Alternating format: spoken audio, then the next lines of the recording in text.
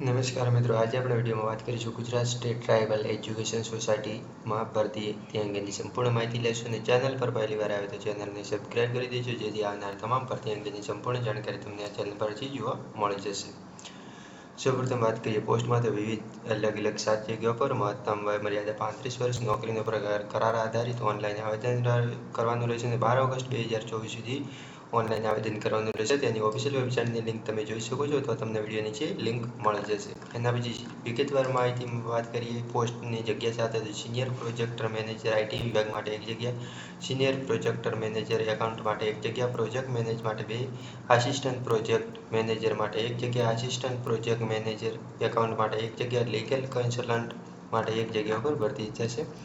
શૈક્ષણિક લાયકાતમાં વાત કરીએ તો સિનિયર પ્રોજેક્ટ મેનેજર આઈટી માટે એમસીએ અથવા તો સમકક્ષ લાયકાત હોવી જોઈએ. સિનિયર પ્રોજેક્ટ એકાઉન્ટન્ટ માટે સીએમ એમબીએ ફાઇનાન્સ એમકોમ હોવું જોઈએ. પ્રોજેક્ટ મેનેજર માટે MBA MSW PGDC DM PGDRM. Assistant project manager માટે એમબીએ એમએસડબલ્યુ પીજીડીસીએમ અને પીજીડીઆરએમ. આસિસ્ટન્ટ પ્રોજેક્ટ માટે બીકોમ અને ટેલી સાથે. લીગલ કન્સલ્ટન્ટ માટે માન્ય યુનિવર્સિટી કે શૈક્ષણિક સંસ્થામાં કાયદામાં સ્નાતક અથવા તો એચએસસી પછી કાયદાના 5 વર્ષની કોર્સની લાયકાત હોવી જોઈએ.